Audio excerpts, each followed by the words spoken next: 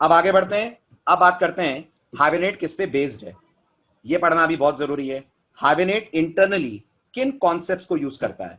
मैं नहीं पूछ रहा हूं हाइबरनेट जेडीबीसी यूज करता है, वो तो करता है, बट हाइबरनेट किस पे बेस्ड है। जैसे अब आप में से जिन लोगों ने जावा डबल ई पढ़ी है, आपने अपैचे टॉमकैट का नाम सुना है? सुना है ना आपने अपैचे टॉमकैट?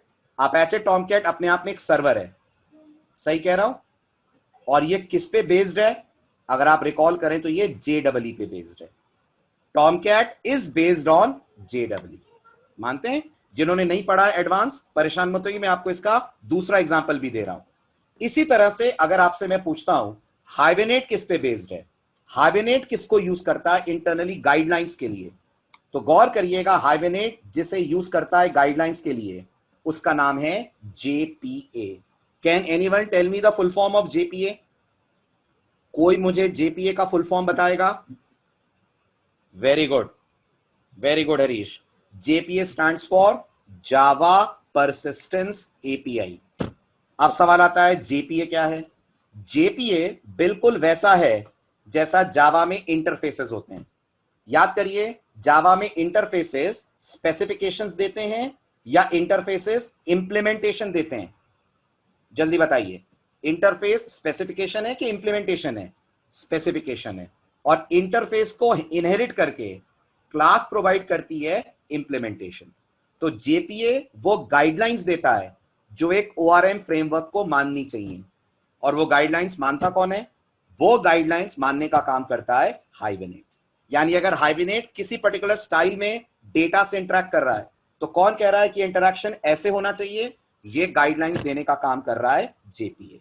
ऐसे याद करिए, अगर आपने जावास्क्रिप्ट करी हो, जावास्क्रिप्ट में एक्मा अपने आप में एक स्पेसिफिकेशन है, और जब ES6 बनाई गई तो वह स्पेसिफिकेशन को इंप्लीमेंट करती हुई एक लैंग्वेज है। और सिंपल टर्म्स में अगर मैं आपसे कहूं, अगर आप सोचें तो मैं एक फैकल्टी हूं, मैं कोर्सेज पढ़ाता हूं। अगर मैं आपके सामने कोर्स का सिलेबस रखूं, तो कोर्स का सिलेबस अपने आप में स्पेसिफिकेशन है, और जब मैं उस सिलेबस को फॉलो करके आपको कोई टॉपिक पढ़ाता हूं, तो मैं उस स्पेसिफिकेशन का परफॉर्म कर रहा हूं implementation. Specifications are guidelines, implementation is the actual code जो इन गाइडलाइंस को मानकर लिखा जाता है। ठीक है, आप ये भी कह सकते हैं स्पेसिफिकेशंस मतलब एक्सपेक्टेशंस, और इंप्लीमेंटेशंस का मतलब रियलिटी। तो आपके मम्मी पापा को आपसे कुछ उम्मीदें हैं कि आपको लाइफ में ऐसा करना चाहिए, ये सक्सेसफुल होना चाहिए, हैं वो स्पेसिफिकेशंस हैं। और आप जो लाइफ में अल्टीमेटली अचीव करेंगे वो क्या होगा? वो इंप्लीमेंटेशन होगा। और आप कोशिश यही करेंगे ना कि अपने पेरेंट्स के स्पेसिफिकेशंस को जितना हो सके पूरा करें, राइट? ऐसे ही हाइबरनेट पूरी कोशिश करता है कि वो जेपीए के स्पेसिफिकेशंस को जहां तक हो सके पूरा करे। Got the point? आया समझ में स्पेसिफिकेशन और इंप्लीमेंटेशन के बीच का relation? Specification is guideline. Java की भाषा बोलें तो एब्स्ट्रैक्ट मेथड। क्या कहते हैं? जावा की भाषा बोलें तो एब्स्ट्रैक्ट मेथड, और इंप्लीमेंटेशन मतलब कॉन्क्रीट मेथड। तो जेपीए ने कोई इंप्लीमेंटेशन नहीं दिया है, जेपीए ने सिर्फ दिए स्पेसिफिकेशन। उन्हें प्रॉपरली इंप्लीमेंट हाइबरनेट ने करा है। औरों ने भी करा होगा, औरों ने भी करा होगा, हाँ। स्प्रिंग ने भी करा होगा, बिल्कुल करा होगा। स्प्रिंग ने भी ओआरएम दिया है, स्प्रिंग भी करता होगा, और भी करते होंगे जो इस जेपीए को करते हैं फॉलो। जैसे टॉमकैट के अलावा जावा के और भी सर्वर्स हैं जेबॉस है, वेब लॉजिक है, बहुत सारे हैं। वो भी सर्वलेट जेएसपी का सपोर्ट देते होंगे, बिल्कुल देते होंगे, खाली टॉमकैट थोड़ी ना देता है। तो ये सारे के सारे इंप्लीमेंटेशन है, जेडबलई अपने आप में स्पेसिफिकेशन है। हुआ क्लियर? समझ आया? Yes, spring JPA has a different guidelines. बिल्कुल, स्प्रिंग जेपीए अपना जेपीए, स्प्रिंग का अपना जेपीए, बट इन जनरल अगर आप देखें तो जेपीए को इंप्लीमेंट ये सारे ओआरएम फ्रेमवर्क्स करते हैं। Got the point? चलूं आगे, इतना क्लियर हुआ? राइट। तो लास्ट लाइन जरूर पढ़िएगा स्लाइड में। जेपीए कोई फ्रेमवर्क नहीं है, वो सिर्फ सेट ऑफ गाइडलाइंस है, कॉन्सेप्ट्स है जो कोई ओआरएम फ्रेमवर्क इंप्लीमेंट करता है। और जेपीए बस ओआरएम की गाइडलाइंस देता है, जेपीए बस ओआरएम की गाइडलाइन देता है। यस, क्योंकि गौर करिए इसके नाम में एक वर्ड आ रहा है जिसका नाम है परसिस्टेंस। और मुझे बताएंगे परसिस्टेंस मतलब saving state of the object in secondary memory. याद रखिएगा, this is the definition of persistence, right. Persistence मतलब चीजें परमानेंट सेव हो जाएं। परसिस्ट करना मतलब क्या होता है सुमित बताओ? परसिस्ट मतलब जो परमानेंट हो जाए, that is called persistence, right. जैसे मैं एक छोटा सा एग्जांपल पूछता हूं, अगर मेरे पास जावा में कोई वेरिएबल है, सभी लोग हाँ ना में जवाब दीजिएगा। जावा में कोई वेरिएबल है, उसके अंदर कोई वैल्यू है, क्या वो वैल्यू परसिस्ट करेगी हमेशा? प्रोग्राम खत्म होने के बाद भी वो वैल्यू रहेगी? नहीं रहेगी ना। आप क्या कर सकते हैं ऐसा कि वेरिएबल की वैल्यू प्रोग्राम खत्म होने के बाद भी आपको मिले? तो आप मुझे बोलेंगे सर दो काम, या तो फाइल में लिख दें और या उसको लिख दें डेटाबेस में। ये दोनों क्या करते हैं? ये दोनों परसिस्टेंस करने का काम करते हैं। बट आप मानते हैं फाइल को हैंडल करना बहुत मुश्किल है? फाइल को हैंडल करना बहुत मुश्किल है, लॉजिक्स आपको प्लान करने पड़ते हैं। तो ये सारा परसिस्टेंस का काम अब फाइल से हटकर ट्रांसफर हो गया है टुवर्ड्स डेटाबेसेस, और इस परसिस्टेंस और डेटाबेस के बीच में काम करते हैं ORM frameworks. Getting the point? हुआ क्लियर? नहीं सुमित, इसको सीरियलाइजेशन नहीं बोलते। सीरियलाइजेशन अलग चीज है, वो भी आएगा आगे। डेटाबेस में डालना सीरियलाइजेशन नहीं होता, राइट। फाइल में ऑब्जेक्ट को सेव करते हैं तो सीरियलाइजेशन कह सकते हैं। ठीक है, चलिए आगे बढ़ते हैं। तो जेपीए क्लियर हुआ? क्लियर हुआ? तो अगर जावा के टर्म्स में बोले तो जेपीए इंटरफेस, जेपीए इंटरफेस, और हाइबरनेट उसकी क्लास। यस, हाइबरनेट उस इंटरफेस की क्लास। ठीक, अब आता है नेक्स्ट पॉइंट, हाइबरनेट मार्केट में क्यों आया? क्या कारण था कि हाइबरनेट को करा गया डेवलप? बार बार हम बात कर चुके हैं, हाइबरनेट आया जेडीबीसी की प्रॉब्लम्स को सॉर्ट आउट करने के लिए। कुछ ऐसी मेजर प्रॉब्लम जेडीबीसी के साथ हैं जो इसे रियल टाइम प्रोजेक्ट्स के लिए या बड़े रियल वर्ल्ड प्रोजेक्ट्स के लिए उतना सूटेबल नहीं बनाती। तो इसका मतलब जेडीबीसी खत्म है मार्केट से? नहीं, नहीं है खत्म। अभी भी स्टार्टअप्स, छोटे प्रोजेक्ट्स, छोटी कंपनीज जेडीबीसी ही यूज करते हैं, बट वो बहुत कम काउंट में है। मैक्सिमम जगहों पर आपको हाइबरनेट पे काम होता हुआ मिलेगा। जेडीबीसी कहीं नहीं गया है, वो अभी भी है, उसे अभी भी लोग यूज करते हैं। जैसे सर्वलेट जेएसपी आज भी यूज हो रहे हैं, 23 साल पुराने होने के बावजूद हो रहे हैं। आप इंडस्ट्री में चेक करो, मैं नहीं कहता कि 100 की 100 कंपनी इनको यूज कर रही है, बट 100 में से 20 कंपनी अभी भी हैं जो काम कर रही होंगी सर्वलेट्स और जेएसपी पे।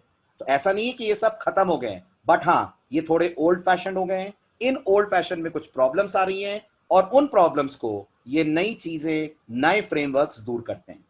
तो हम बात करेंगे जेडीबीसी में वो कौन सी प्रॉब्लम्स हैं जो हाइबरनेट में जाकर सॉल्व हो जाएंगी। बट बिफोर दैट एक क्विक रिव्यू लेते हैं जेडीबीसी का। सबसे पहले फुल फॉर्म बताइए, जेडीबीसी का फुल फॉर्म बताइए सबसे पहले। जावा database connectivity, good. Official full form है, अनऑफिशियल फुल फॉर्म है? ऑफिशियल फुल फॉर्म है कि अनऑफिशियल है? अनऑफिशियल है। बहुत लोगों को लगता है ऑफिशियल है, बट ये अनऑफिशियल है। क्यों? क्योंकि कुछ प्रॉब्लम हो गई थी रिगार्डिंग रजिस्ट्री, कुछ प्रॉब्लम हो गई थी रिगार्डिंग प्रोप्राइटरीशिप। तो जेडीबीसी को ऑफिशियली जावा डेटाबेस कनेक्टिविटी के नाम से रजिस्टर नहीं करा गया है।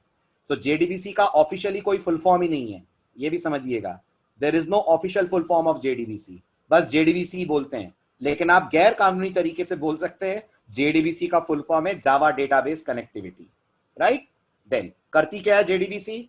जेडीबीसी कोर जावा के साथ यूज करके, इंटरैक्ट करके डेटाबेस से इंटरैक्ट करने का काम करती है। मतलब खुद ये जेडीके का पार्ट है। जब आप सिस्टम पे जेएससी या जेडीके डालेंगे तो जेडीबीसी मिलेगा आपको। यस, बिल्कुल मिलेगा। आपको अलग से जेडीबीसी डाउनलोड नहीं करना, and because it is a part of JSC, आप हर उस जगह पर जेडीबीसी यूज कर सकते हैं जहां पर जावा का कंपाइलर अवेलेबल है। और जैसा कि हम जानते हैं, it is primarily design to interact with relational databases. Relational databases से डेटा पुल करने के लिए आपको मिलता है ऑप्शन ऑफ जेडीबीसी। ठीक है, अब जेडीबीसी में बहुत डिटेल में नहीं जा रहा हूं मैं, बस आपको ओवरव्यू दे रहा हूं। ये जेडीबीसी के स्टेप्स होते हैं। अगर मुझे जेडीबीसी में प्रोग्राम लिखना है तो एक फटाफट रिव्यू ले लेते हैं। नंबर 1, आपको ड्राइवर लोड करना पड़ता है। हालांकि मैंने आपसे कहा था जावा 6 के बाद ये भी जरूरी नहीं रहा, ये भी अपने आप हो जाता है। बट अगर आप उसके पहले के कोई वर्जन को यूज कर रहे हैं तो फिर ड्राइवर लोड आपको करना पड़ेगा। तो ड्राइवर लोडिंग जिसे आप करते हैं by calling a method, I hope सबको याद होगा, class dot for name, right. तो ड्राइवर आपका लोड होता है। फिर उसके बाद आप कनेक्शन ओपन करते हैं जिसके लिए गेट कनेक्शन कॉल होता है। आई होप ये भी याद होगा आपको। फिर उसके बाद आप एसक्यूएल क्वेरी सेट करते हैं via different different objects like statement और प्रिपेयर्ड स्टेटमेंट। ये एसक्यूएल क्वेरीज आप एग्जीक्यूट करवाते हैं, एग्जीक्यूट होती हैं तो ये आपको रिजल्ट सेट रिटर्न करती हैं, और इन रिजल्ट सेट से फिर आप डेटा निकाल कर प्रोसेस करते हैं, और जब अपना काम खत्म हो जाए तो आप कनेक्शन को करते हैं क्लोज। ऐसा ही होता है ना, कुछ ब्रॉड लेवल पे बोले तो जेडीबीसी का काम, चाहे वो कोर में लग रही हो, चाहे वो एडवांस जावा में कहीं यूज हो रही हो, काम यही होता है। यही 6-7 स्टेप होते हैं जो आपको करने पड़ते हैं। वाई अब बात करते हैं इन 6-7 स्टेप्स में ऐसी क्या दिक्कतें हैं जो दिक्कतें जेडीबीसी के ड्रॉबैक्स बन गई हैं। हर चीज से आप फेमिलियर हैं अगर आपने जेडीबीसी पढ़ी है, बस आज जरा उसे डिटेल में पढ़ना पड़ेगा, क्योंकि पहला ही क्वेश्चन इंटरव्यू में आएगा, why hibernate when we already have JDBC. क्यों हाइबरनेट कर रहे हैं, क्यों स्पीड पे कॉम्प्रोमाइज कर रहे हैं, जब खुद हाइबरनेट जेडीबीसी यूज कर रहा है तो हम ही कर लें जेडीबीसी यूज। समझिए ध्यान से। सबसे पहली प्रॉब्लम जेडीबीसी के साथ, जेडीबीसी का कोड डेटाबेस से टाइटली कपल्ड हो जाता है। आपको लगेगा सर टाइटली कपल्ड मतलब क्या जेडीबीसी में आप टेबल के कॉलम्स के नाम यूज करते हैं अपने कोड में? जब सेलेक्ट क्वेरी लिखते हैं या अपडेट क्वेरी लिखते हैं या डिलीट क्वेरी लिखते हैं, करते हैं? अब इमेजिन करिए अगर टेबल में कॉलम का नाम बदला, क्या टेबल में कॉलम का नाम चेंज हो सकता है? जिन लोगों ने ओरेकल पढ़ी है आपको याद होगा वहां रीनेम नाम का एक कमांड होता है जो आपको कॉलम का नाम चेंज करने देगा। वहां टेबल में कॉलम चेंज होगा और यहां आपका कोड फेल हो जाएगा। मानते हैं आपका कोड देने लगेगा एक्सेप्शन। प्रॉब्लम नंबर 1, इसको बोलते हैं टाइटली कपल्ड। और हमेशा याद रखिएगा tightly coupled is bad programming practice. आपका कोड जितना हो सके उतना होना चाहिए लूजली कपल्ड, ताकि कोई पार्ट अगर चेंज हो तो दूसरे पार्ट पे उस चेंज का असर ना के बराबर पड़े या कम से कम पड़े। और जेडीबीसी में ऐसा नहीं होता। मानते हैं जेडीबीसी में ऐसा नहीं होता। जेडीबीसी टाइटली कपल्ड होता है टू द बैकएंड। जरा भी बैकएंड में चीजें बदली तो आपके कोड में आपको चीजें बदलनी पड़ती हैं। Am I clear? सही कह रहा हूं? Right. This is problem number 1। ठीक है। प्रॉब्लम नंबर 2, इससे भी बड़ी प्रॉब्लम। जेडीबीसी में प्रोग्रामर को हमेशा बॉयलर प्लेट कोड लिखना पड़ता है। शायद आप में से बहुतों के लिए यह वर्ड नया होगा। मैं समझा दूं बॉयलर प्लेट का मतलब क्या होता है। बॉयलर प्लेट कोड का मतलब होता है रिपीटेटिव कोड। रिपीटेटिव कोड मतलब आप मानते हैं जब भी जेडीबीसी यूज होगा, अगर प्रोजेक्ट में 10 जगह यूज हो रहा है तो स्टेप्स बिल्कुल बार बार आपको लिखने पड़ेंगे, वो कि वो स्टेप्स लिखने पड़ेंगे ना, वही 6-7 स्टेप। कनेक्शन खोलो, रिजल्ट सेट बनाओ, क्वेरी फायर करो। This is called boiler plate code. ये हट नहीं सकता ना, ये हट नहीं सकता, जबरदस्ती आपको लिखना पड़ता है। That is called boiler plate. और थोड़ा सोचिए, इसके कारण आपके कोड में रिडंडेंसी आती है। हर जगह रिजल्ट सेट बनाते हैं, हर जगह आप प्रिपेयर्ड स्टेटमेंट बनाते हैं, हर जगह कनेक्शन ओपन क्लोज करेंगे आप, and this is called repetitive code. चलो कनेक्शन ओपन क्लोज आपने एक बार करा, लेकिन बाकी तो रिपीटेटिव कोड आपको बार बार लिखना ही पड़ेगा। And such kind of coding is called as boilerplate code, which is also not considered a good programming practice। आ रहा है समझ? हो रहा है क्लियर? अब आप समझते चलिए, ये सब हाइबरनेट में सॉल्व होंगे। ये ड्रॉबैक इतने जोर शोर से अपन इसीलिए पढ़ रहे हैं कि सब का सॉल्यूशन हाइबरनेट के पास है। मतलब इस टॉपिक को आप इस तरह से भी पढ़ सकते हैं, advantages of hibernate, these are drawbacks of JDBC. तो नंबर 1, जेडीबीसी टाइटली कपल्ड है। Number 2, JDBC boilerplate code लिखता है, and because of that boilerplate code आपके प्रोग्राम में रिडंडेंसी आ जाती है। जगह जगह आपने टेबल का नाम यूज करा होता है, कहीं भी टेबल चेंज होगी 10 जगह आपको टेबल का नाम चेंज करना पड़ेगा। कॉलम चेंज होगा 10 जगह कॉलम का नाम चेंज करना पड़ेगा। यस और नो? एग्री करते हैं? ऐसा करना पड़ेगा। This is next problem with JDBC. Problem number 3, JDBC में जिन लोगों ने काम करा हो आपने देखा होगा हर बात के लिए एक ही एक्सेप्शन आती है। कुछ भी हो जाए एक ही एक्सेप्शन आती है, एसक्यूएल एक्सेप्शन। कनेक्शन नहीं खोला, SQL exception. Result set data नहीं ला पाया, एसक्यूएल एक्सेप्शन। कनेक्शन क्लोज नहीं हुआ, एसक्यूएल एक्सेप्शन। हर चीज के लिए एसक्यूएल एक्सेप्शन। जबकि आप अपना जावा याद करिए तो कोर जावा ने आपको पढ़ाया था, अगर एक्सेप्शन डिफरेंट है तो क्लास भी डिफरेंट होनी चाहिए, है कि नहीं? सोचिए, खुद जावा इस बात को मानती है एरे में रेंज के बाहर जाते हैं तो array index out of bounds exception आती है, स्ट्रिंग में रेंज के बाहर जाते हैं तो string index out of bounds exception आती है। लेकिन जेडीबीसी इसको नहीं मानता, वो ले दे के बस एक ही एक्सेप्शन देता है, विच इज एसक्यूएल एक्सेप्शन। अगर आपको लग रहा है sir class not found exception भी तो आती है, तो class not found exception JDBC की तरफ से नहीं आती है, वो याद करिए फॉर नेम मेथड की तरफ से आती है, जो एसक्यूएल पैकेज का पार्ट नहीं है। जेडीबीसी जो देती है वो तो एक ही एक्सेप्शन देती है, which is SQL exception, which is bad programming. मुझे समझ ही नहीं आएगा एसक्यूएल एक्सेप्शन देखकर, कनेक्टिविटी में प्रॉब्लम आई, क्वेरी चलने में प्रॉब्लम आई, कहां प्रॉब्लम आई, समझ पा रहे हैं? फिर मुझे प्रिंट स्टैक ट्रेस करना पड़ेगा, कैच लगा के डीबग करना पड़ेगा, तो प्रॉब्लम नजर आती है। और आप लोगों ने तो इसको बहुत अच्छे से एक्सपीरियंस करा है, शुरू के 15 दिन तो एक्सेप्शन ही एक्सेप्शन आई थी, तब जाकर तो पहला कोड चला था, राइट?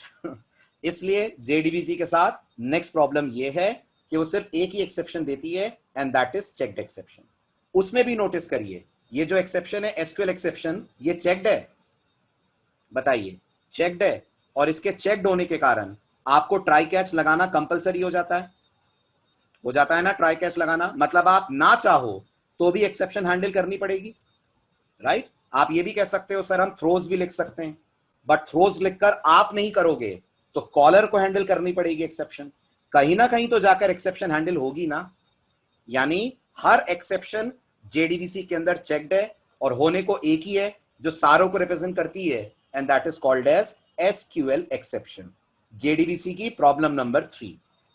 जेडीबीसी की प्रॉब्लम नंबर 4, सबसे बड़ी प्रॉब्लम अगर कहा जाए तो यही है। जेडीबीसी टेबल से डेटा लाती है, लेकिन लाती है in the form of rose and columns. फिर आपको एक एक डेटा निकाल कर अपने ऑब्जेक्ट के अंदर डालना पड़ता है, जैसा कि इस डायग्राम से आपको समझ में आएगा। अब यहां पर अगर एक आईडी रखी हुई है 101, और इस आईडी का नाम रखा हुआ है अनिल, और आपको ये अनिल इसके अंदर चाहिए, तो जेडीबीसी तो अनिल इसमें नहीं डालेगा। आप मानते हो? अगर आपने प्रोग्रामिंग करी है तो आपको कहना पड़ेगा rs.getString। जब rs.getString2 बोलेंगे आप तो अनिल आएगा, और फिर ये अनिल आपको अपने ऑब्जेक्ट के नेम में करना पड़ेगा असाइन। शायद आपके इस यूजर क्लास के ऑब्जेक्ट का नाम यू है, तो कहना पड़ेगा आपको u.setName, और इसके पैरामीटर में ये पास होगा। है टेंशन? सेटर गेटर आपको कॉल करने पड़ रहे हैं। यू आर रिस्पॉन्सिबल कि आप डेटाबेस से डेटा निकालें और ट्रांसफर करें। आप मान सकते हैं ऐसा करने में हो सकता है एक आध कॉलम आपसे मिस हो जाए। अगर मान लीजिए 15 कॉलम्स हैं तो एक आध कॉलम आपसे मिस हो जाए, कोई बड़ी बात नहीं है। फिर उस डेटा में डिफॉल्ट वैल्यू पड़ी रहेगी, और वो डिफॉल्ट वैल्यू आपके बिजनेस लॉजिक पे असर डाल देगी, राइट? मैं इमेजिन करिए एड्रेस फेच करना आप भूल गए, तो यूजर का एड्रेस नल रहेगा। जावा में तो डिफॉल्ट वैल्यू स्ट्रिंग्स की नल होती है, तो फिर अगर मान लीजिए कोई ई कॉमर्स एप्लीकेशन है तो प्रोडक्ट डिस्पैच ही नहीं होगा, क्योंकि एड्रेस में नल पड़ा हुआ है। गलती किसकी? गलती प्रोग्रामर की, कि वो लॉजिक लिखते में एड्रेस फेच करना भूल गया। है प्रॉब्लम, राइट? ये सारी दिक्कत जेडीबीसी के साथ आपको मिलती है। इसमें आप ही को डेटा पुल करना है, आप ही को डेटा पुश करना है, सो डिफिकल्ट। ये उसको मैं डायग्राम से शो करने की कोशिश कर रहा हूं। अब इसमें और क्या प्रॉब्लम्स हैं? और प्रॉब्लम है आपको डेटा टाइप्स कन्वर्ट करनी पड़ती हैं। रिकॉल करिए, एग्जांपल देता हूं मैं, अगर आपको याद हो तो। इमेजिन करिए यहां पर डेट डेटा टाइप है। अब आप सबको याद होगा एसक्यूएल के अंदर जो डेट होती है वो एसक्यूएल के स्टाइल में होती है। कभी आपने इसको जावा में कन्वर्ट कराओ तो याद कीजिए कम से कम 7 स्टेप लगे थे डेट लाकर जावा में रखने में। सो हेल ऑफ द टास्क, इतना लंबा चौड़ा काम करना, फॉर्मेटिंग करना कितना मुश्किल हो जाता है। तो ये सारी दिक्कतें जेडीबीसी के अंदर आपको दिखती हैं, और भी हैं।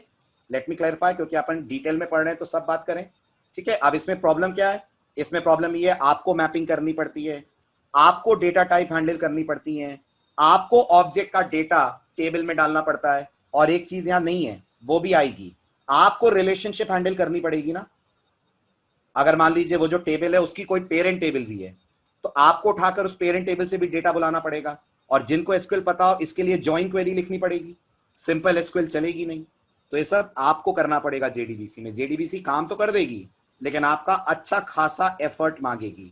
इतना आसान नहीं है जेडीबीसी से डेटाबेस इंटरैक्ट करवाना, राइट? अब आते हैं और क्या प्रॉब्लम है जेडीबीसी के साथ। सबसे बड़ी दूसरी प्रॉब्लम, जेडीबीसी में डेटा रिजल्ट सेट के, प्लीज ध्यान से सुनिएगा, ये कंपनी लेवल का ड्रॉबैक है, बहुत इंपॉर्टेंट। जेडीबीसी जब भी डेटा रिट्रीव करती है, आप मानते हैं रिजल्ट सेट में करती है, और रिजल्ट सेट को आप नेटवर्क पे ट्रांसफर नहीं कर सकते। रिजल्ट सेट को आप नेटवर्क पे ट्रांसफर नहीं कर सकते। आप मेरे से पूछ सकते हैं सर नेटवर्क पे ट्रांसफर करना भी क्यों है, मुझे तो डेटा लाकर अपनी एप्लीकेशन में रखना है। नहीं, आप ब्रॉड लेवल पे सोचिए। इमेजिन करिए आप अमेजॉन पे हैं, आप अमेजॉन का कोड लिख रहे हैं। जब अमेजॉन यूजर से पेमेंट की डिटेल्स लेता है, तो आपको क्या लगता है अमेजॉन के पास वो पेमेंट की डिटेल्स रहेंगी, या वो पेमेंट की डिटेल्स बैंक को भेजेगा ना, बैंक के सर्वर को। जब अमेजॉन पेमेंट की डिटेल्स बैंक के सर्वर को भेजेगा, बल्कि अपन और थोड़ा सा ट्विस्ट लाते हैं, जब अच्छे से ड्रॉबैक्स पढ़ रहे हैं तो अच्छे से ही ड्रॉबैक्स पढ़ें। अमेजॉन बात करेगा पेटीएम से, पेटीएम बात करेगा बैंक से। आप देखिए इनके बीच में नेटवर्क आ गया कि नहीं आ गया? पेटीएम का सर्वर, बैंक का सर्वर, अमेजॉन का सर्वर। जब अमेजॉन का सर्वर पेटीएम को डेटा भेजेगा, क्या वो रिजल्ट सेट भेज पाएगा? नहीं भेज पाएगा। क्यों नहीं भेज पाएगा? क्योंकि रिजल्ट सेट ऑब्जेक्ट्स नेटवर्क पे ट्रांसफर नहीं हो पाते हैं, और जब कोई डेटा नेटवर्क पे नहीं जा पाता, हम बोलते हैं वो सीरियलाइजेबल नहीं है, वो सीरियलाइजेबल नहीं है। फिर प्रोग्रामर को क्या करना पड़ता है? फिर प्रोग्रामर को रिजल्ट सेट से एक एक वैल्यू निकालनी पड़ती है। स्ट्रिंग अलग निकालेगा, इंटीजर अलग निकालेगा, इन्हें पास करना पड़ेगा उसे नेटवर्क पे। सीरियलाइजेशन का मतलब समझ रहे हैं? Converting object into bits, converting object into bits and bytes. और बिट्स बाइट्स क्यों? क्योंकि वो नेटवर्क पे ट्रैवल होना है, और नेटवर्क पे बिट बाइट जाएंगी, और वो बिट बाइट आपको जनरेट करनी पड़ेंगी। है प्रॉब्लम? है ना? एज अ स्टूडेंट आपने इस चीज को इमेजिन नहीं करा होगा, क्योंकि आपको कभी जरूरत ही नहीं पड़ी होगी ऐसी ऐप बनाने की जो किसी पेटीएम से बात करे। बट कंपनी लेवल पे तो बहुत आम बात है, बहुत कॉमन बात है कि आपका कोई एप्लीकेशन किसी थर्ड पार्टी एप्लीकेशन से बात करे, और जब डेटा ट्रांसफर होगा तब आपको सीरियलाइजेशन की जरूरत पड़ेगी, और रिजल्ट सेट सीरियलाइज नहीं होते हैं। आई प्रॉब्लम नजर?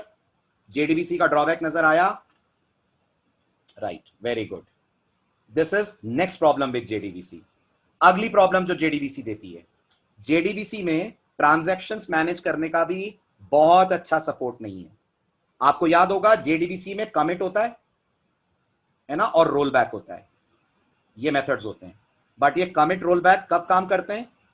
जब आप जिस डेटाबेस से कनेक्ट कर रहे हो, जिस डेटाबेस से आप कनेक्ट कर रहे हो वो एक सिंगल डेटाबेस है। सिंगल डेटाबेस और मल्टीपल डेटाबेस मतलब अगेन आप अमेजॉन वाला केस लीजिए या बैंक का केस लीजिए। एक बैंकिंग एप्लीकेशन में पैसा ट्रांसफर होगा, एक अकाउंट से दूसरे अकाउंट में होगा। जब पैसा ट्रांसफर होगा तो दो स्थिति बनती है। हो सकता है दोनों अकाउंट होल्डर्स का अकाउंट एक ही बैंक में हो, है ना, और यह भी हो सकता है दोनों अकाउंट होल्डर्स का अकाउंट अलग अलग बैंक्स में हो। यस और नो? हो सकता है।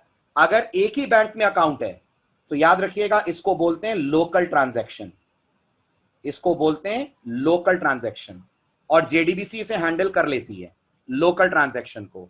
आपने अगर एडवांस जावा का कोर्स करा है तो मैंने एक एप्लीकेशन आपको करवाई थी, अगर आपको याद हो तो, जिसमें अपन ने कमिट और रोल बैक का यूज सीखा था, लेकिन हमारी एक ही डेटाबेस से बात हो रही थी। अब इमेजिन करिए अगर दो बैंक्स हैं तो दोनों का डेटाबेस अलग अलग होगा। सोचिए, जब दो बैंक्स हैं तो जो ट्रांजैक्शन होगा वो लोकल नहीं रहता। गेस करिए फिर क्या बन जाता है? स्लाइड में लिखा है, फिर वो ट्रांजैक्शन लोकल ट्रांजैक्शन नहीं रहता, वो ट्रांजैक्शन ग्लोबल ट्रांजैक्शन बन जाता है। और जेडीबीसी ग्लोबल ट्रांजैक्शंस हैंडल नहीं कर सकती, ग्लोबल ट्रांजैक्शंस को मैनेज नहीं कर सकती। बहुत मेहनत आपसे कराएगी आपके पार्ट पे अगर ये ग्लोबल ट्रांजैक्शंस मैनेज आप करेंगे तो। दैट इज व्हाई जेडीबीसी का ट्रांजैक्शन मैनेजमेंट इतना पुअर है। आ रहा है समझ? हो रहा है क्लियर? और जावा ने बकायदा ट्रांजैक्शन मैनेजमेंट की भी एपीआई दे रखी है, और जेडीबीसी उस एपीआई को यूज नहीं करती है, हाइबरनेट करता है, और उस एपीआई का नाम है JTA. Guess the full form? JTA stands for Java transactions API. तो हाइबरनेट जेपीए यूज करता है, हाइबरनेट जेटीए यूज करता है, हाइबरनेट जेडीबीसी यूज करता है। इन सब का मिक्स आपको मिलता है एक फ्रेमवर्क के अंदर, that is called as hibernate. Got the point? समझ नहीं आया ये लोकल और ग्लोबल? अच्छा मैं समझा रहा हूं, रुकिए। आप ये समझ रहे हैं बैंक से अगर डेटा ट्रांसफर होगा, पैसा ट्रांसफर होगा, तो इसमें सिंगल बैंक या डबल बैंक यूज हो सकते हैं हरीश? समझ नहीं, सिंपल तो एग्जांपल हरीश, इसमें सोचने वाली बात ही नहीं है। इमेजिन करो तुम्हारा और मेरा दोनों का अकाउंट एसबीआई में है, इमेजिन करो, और मैं तुम्हारे अकाउंट में कुछ पैसे ट्रांसफर करूंगा, तो जो एप्लीकेशन है वो एसबीआई के डेटाबेस से बात करेगी कि नहीं? हम दोनों का अकाउंट एसबीआई में है, यस और नो? Everyone please respond. है, ठीक। तो दोनों अकाउंट अगर एक ही डेटाबेस में है, तो हम मानते हैं ये लोकल है, ट्रांजैक्शन को लोकली मैनेज करना पड़ेगा, एक ही डेटाबेस से बात करनी पड़ेगी ना, एक ही डेटाबेस पे लॉक लगाना पड़ेगा ना, ट्रांजैक्शंस में लॉक लगते हैं, समझ रहे हो? राइट। अब इमेजिन करो तुम्हारा एसबीआई में और मेरा एचडीएफसी में, तो क्या जो कोड मेरे अकाउंट से तुम्हारे अकाउंट में पैसा ट्रांसफर करेगा वो दो डेटाबेसेस से बात नहीं करेगा क्या? एक एचडीएफसी का डेटाबेस और एक एसबीआई का डेटाबेस करेगा ना? इसको बोलते हैं ग्लोबल ट्रांजैक्शन, और इसे मैनेज जेडीबीसी नहीं कर पाती है। Getting this? डेटाबेस अपने आप कैसे हैंडल करेगा बेटा? क्वेरी तो आप यहां से फायर कर रहे हो ना, क्वेरी तो जावा फायर कर रही है ना जेडीबीसी से, डेटाबेस क्यों करेगा? क्या डेटाबेस में बैठकर क्वेरी लिखी जा रही है या जावा से क्वेरी जा रही है? तो किसे करना होगा कमिट और रोल बैक? डेटाबेस थोड़ी कमिट रोल बैक करेगा, आपको कमिट रोल बैक करना है, प्रोग्रामर को करना है। आप जेडीबीसी पढ़ो, जेडीबीसी में आप ऑटो कमिट फीचर को ऑफ कर दो, रिकॉर्ड सेव ही नहीं होगा।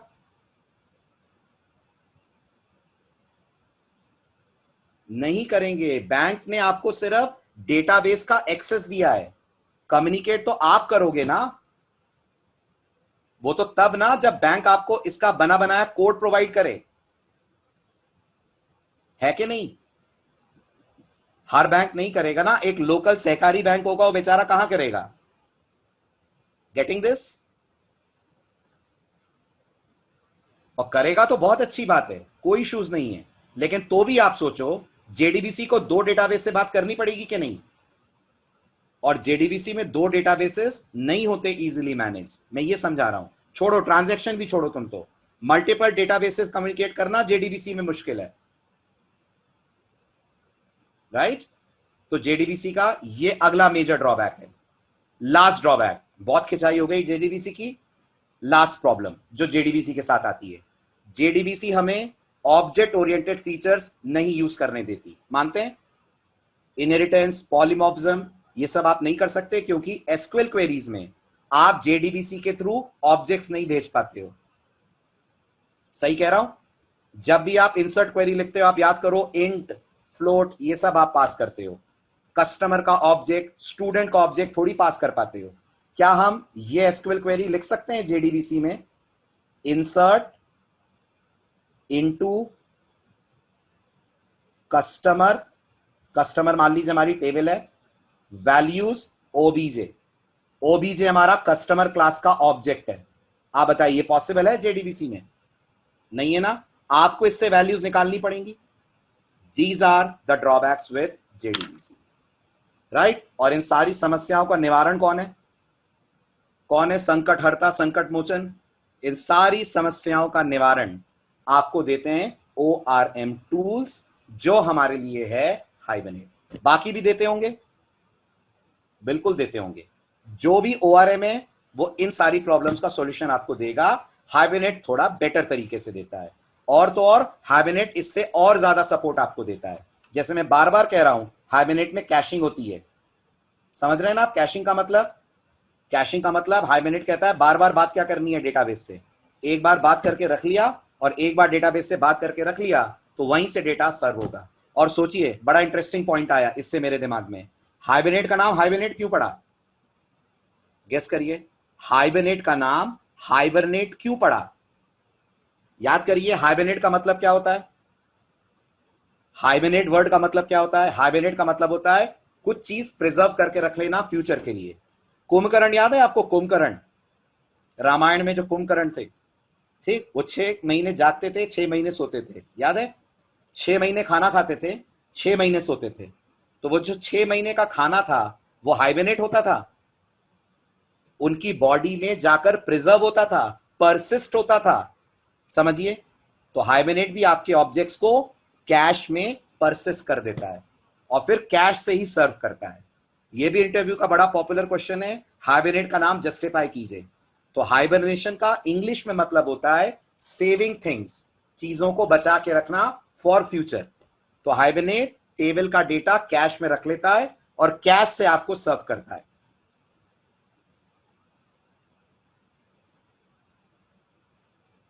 हुआ clear? Yes yes yes yes, बिल्कुल। कैशिंग मेमोरी पे डिपेंड करती है। एक कैशिंग हाइबरनेट करता है, एक हम कर सकते हैं।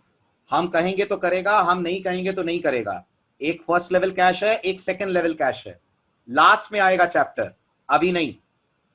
कैशिंग वाला फीचर हम लास्ट में पढ़ेंगे, सबसे एडवांस फीचर है। Got the point? मतलब समझ आया कि नहीं, ये बताइए। हाइबरनेट को हाइबरनेट क्यों बोलते हैं, राइट? चलिए, ये थे जेडीबीसी के ड्रॉबैक्स।